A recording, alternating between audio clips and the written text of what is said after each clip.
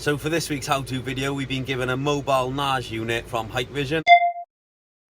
All you have to do to be in with a chance of winning this unit is subscribe to our DVS Limited YouTube channel. The competition will end at the end of July, so you've got just over 2 weeks where we'll pick a winner and it'll be announced on the YouTube channel. And don't forget, spend time like I am with your children and your family. It's really important. Peace out. Hello, I'm Dave Davis, CTO at DVS. Today we're going to have a look at the new 5-line series. So it's the 5-line replaces the older 4-line, although are still available. So it's classed as the higher end solution. So today I've got with me a 4 megapixel external varifocal dome. So it comes in a nice cardboard box. We can open the box, we can take the foam packaging out. In the foam packaging we've got base plate. This is the part that would screw to the wall. Got to be careful of the monitor, don't want to screw to a glass monitor. This bit screws to the wall and then we fit the camera to that after. So we put the base plate on there, ready, and our cable entry. We take the camera out, and it's lovely packaging. As you can see, I'm just going to bring it round. Protective cover on the lens, so we can remove that.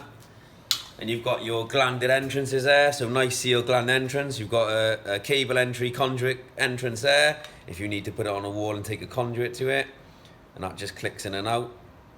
And you've got your self-healing rubber gland holes after, so you pierce a small hole and push the cable through after, so the cable is nice, secure and watertight.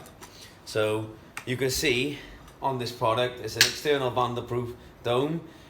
It's like the Darkfighter assembly where you've got the channel here, around here. If I show you, you've got the channel there, around. That channel goes deep into the actual camera body housing. That will then protect the infrared from leaking out and giving you the infrared glare, halo, bleed, whatever you want to call it. So we have that isolated channel effect, which will stop the IR bleeding out into the camera. So it's a nice modern look, feel to it, nice weight to it, feels well constructed.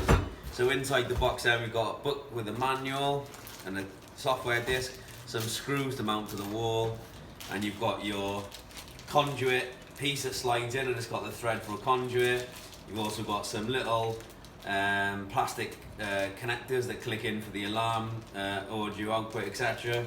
You've got your BNC test fly lead, which plugs in to give you a BNC monitor output. It's not a permanent BNC monitor connection, it's just for a test monitor. So you can see you've got a picture of a setup. Security Allen screwdriver, and you can literally undo this. We'll do this quite quickly.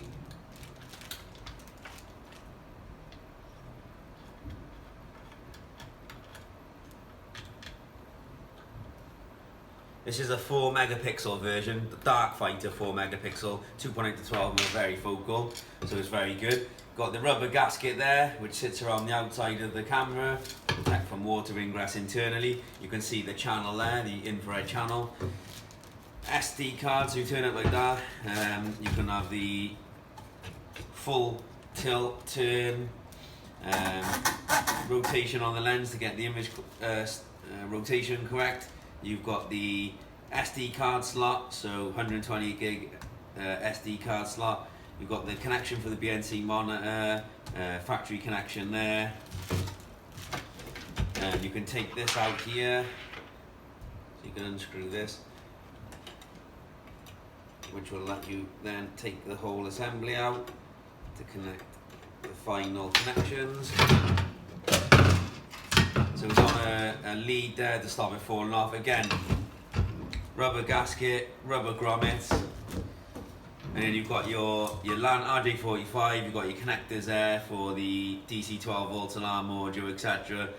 Alarm input output, and you've got your audio in and out on little connectors there, audio connectors, 3.5mm jack plugs. You can take this off should you need, if you need a bit more free flying. You've got cable holders there, so as you dress the cable in, it'll hold the cable nice and neat. And you've also got, on this dome version, the bullet version is to follow through us. We've done a customization on it. The nice thing about this external dome version is we actually have a 12 volt output now on the 5-line, so you can actually power a local external microphone, for instance, or PIR, for instance. So you need a PIR device next to this for external protection, firmware protection. You could wire an Optex Luminite PIR, we sell both, into this to power it locally, so you don't need a separate cable, and then feed it into the alarm, so it becomes the power and alarm source itself. So that's a nice little feature. And then we can put it back in there, put the lid on, and then this simply locates like this over the metal plate onto the wall, and it all screws in. Obviously that's not how we would leave it. I'm now going to take that over and power it up onto the network, and we'll take a quick look around the web browser just to see some of the functions, and you can get a feel for it. Hopefully so far you're liking the product, and we'll see you in a minute. Okay, so welcome back to the second part of this how-to product review. So we've got the 5-line camera online now in the demonstration room here at DVS. So we web browsed into it. So as you can see, it is a 4 megapixel version, so we're looking at our nice video wall and some nice pods that we got there. So 4 megapixels. So what we'll do is, you'll be very, very familiar with the web browser, live view, playback, picture, application and configuration. So if we go into the configuration to start, wait for that to load. What you can see is, you can see the model designation there, and that's the current firmware version, although we expect that to progress quite rapidly. So you'll see it's very familiar from the web browser part of view. So you've got the local, so you've got your options there for displaying pause and your rules like your analytic, so we'll leave them as default as off, where you save your snapshot and record files to.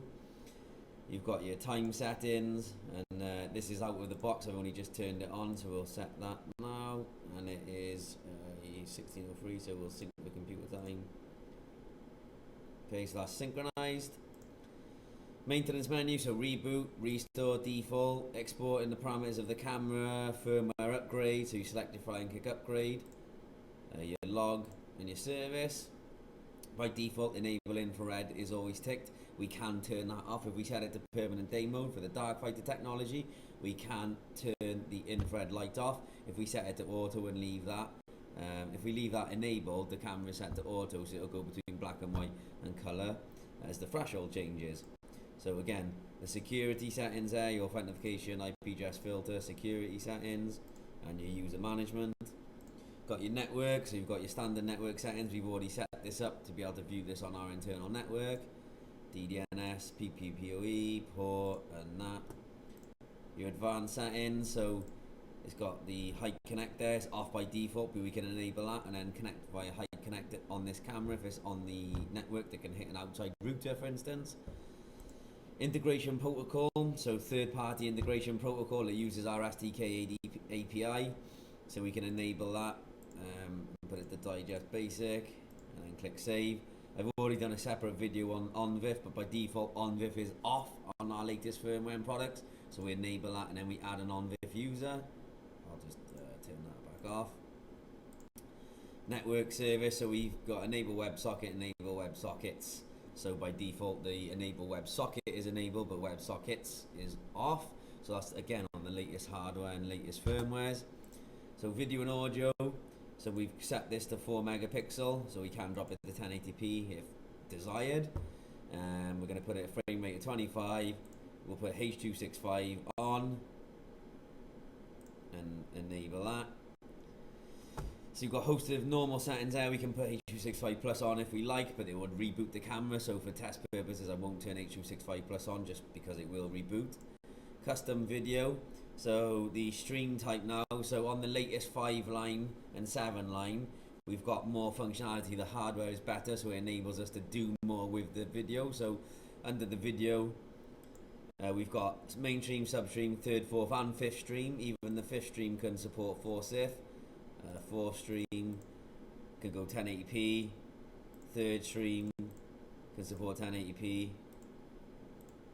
substream is the lower value, and then obviously your mainstream, which is the higher res. Custom video stream types, we can add 6 stream if we wanted, we'll call it that. Select the resolution, frame rate, bit rate, encoding formats, etc., and save that. And the video, you should find there's a 6 stream under custom video there. If we go back into it, so that's saved. So we've actually set that up ourselves. got the audio functionality, because again we've got the audio input and output on this camera. Region of interest. Wait for that to catch up. Display info on stream, so we enable dual VCA. And your target cropping. Not many people use target cropping, but we do provide that region of interest and target cropping should you need. So we've set this up now to 4 megapixel and H.265 plus. Under image settings, what I will do now, quickly, wait for that to load.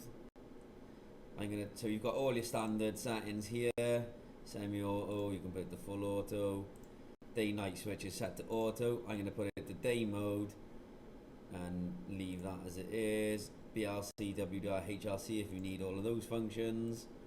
You've got all your digital noise reduction, electronic image stabilization, rotate mirror mode, lens distortion correction, and local output. Local output is the plug-in test lead for BNC to test it on the local monitor. You can leave that on, or we can simply turn that off. So I'm going to turn this to day mode, which I have. I'll go and turn the lights off in the demo room now, so you'll get a more true feel of the dark technology.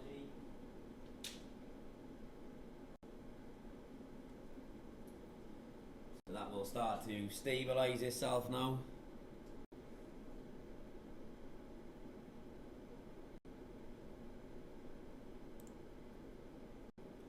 So you can see my face quite clearly. There is some illumination in this room. Say the monitor wall on is down there. It isn't particularly dark. It's not pitch black, even though it is dark in here. You'll see if I zoom out now.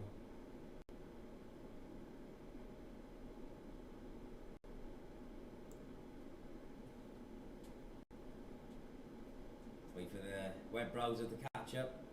My PC with the screen capture software doesn't like it, but you can see clearly the difference with the built-in laptop imager that's capturing me for the picture-in-picture and the quality of the camera, the dark fighter technology. You can see there's a clear difference there.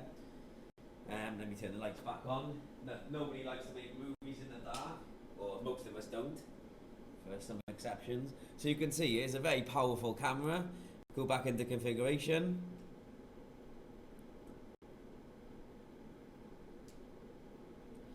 And what you'll find, because it's a 5-line product, you'll find under the events, we've got the standard events, so you've got motion detection, video tampering, alarm input output, and the exceptions. And the smart events, we've got the audio exception, so too high, too low volume, defocus, scene change, face detection, intrusion detection. With the intrusion detection, line crossing, region entrance, region exit, unattended baggage, object removal, for instance, you can actually have up to 4 lines or 4 areas, whereas the 2-line product you could only have 1 of each. This is a higher end product, so it allows you to have, so we can have 4 areas, we can mix and match, we can have 2 lines and 2 areas, for instance. Just wait for that to catch up. So for instance, line 1, draw area, we'll just leave it across there and save. And you can draw your minimum and maximum object size, and then we can have a second line there, for instance, save. So you can actually break this up for perimeter protection with different parameters for each line, and then you can even go into intrusion and draw an area, and you can mix and match these technologies.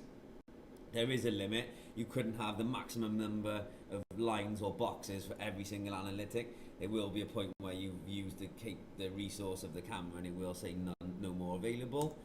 But it is a very powerful product. You've got your record schedule if you're using an SD card for time lapse again, record. I've done separate videos for those. And we've got the basic counting function. It's not as accurate as the dual lens people counting camera. It doesn't technically count people, it's a counting, so it can count objects like people, vehicles, animals. They will be counted, but it does give you a rough guide to the counting. If you want very accurate counting, we do a dual lens top down camera for people counting, but it does enable you to do some counting. So if I enable counting, enable OSD, draw the line here to here,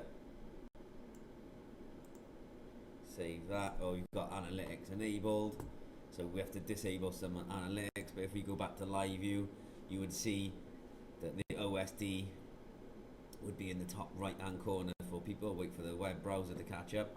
Normally in the top right hand corner up here you would see the counting statistics had we not enabled loads of analytics and other functionalities. So hopefully you will find that, hopefully you'll find the 5-line product is a step forward. So if you're used to using the 2-line product, you need a bit more out of the product. So image quality, functionality, analytic, audio, alarms, as I said, the infrared channel to stop the bleed and that, we've got that in this product. It is a sort of a higher end product, a project product. Try saying that with a mouthful. Again, if you need any more details, come to DVS, contact us, contact myself, any platform you like. Hope you enjoyed the video. We'll see you soon for another video. Like I say, keep subscribing, keep sharing. Any suggestions, please let us know. Have a great weekend and see you soon.